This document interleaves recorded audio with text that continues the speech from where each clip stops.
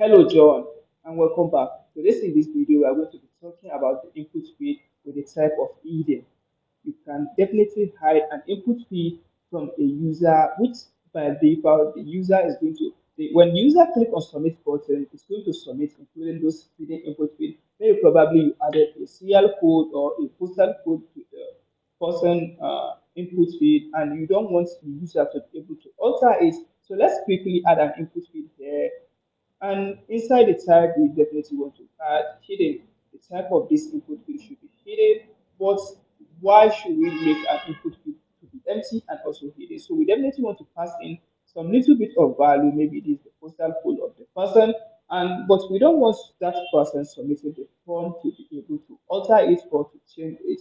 So I believe by now you have been thinking, wow, so how do this appear inside the browser? So let's see what happens. So initially we have how many inputs we here? One, two, three, and the last one, which we inputted the type when we added the type to the first we hidden.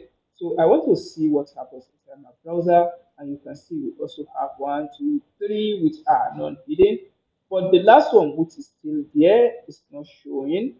Why is it? Because we inserted the type of this input field. The value of this type should be equal to hidden. That means by default, the client or the user is not going to see the input field. But as far as the user click on the submit button here, the information, even including the one that the input field is hidden, is going to be submitted together with the personal data of the user. So, and then in this, you can see we can give a default value of any input field. Even including these ones, we can just add a value.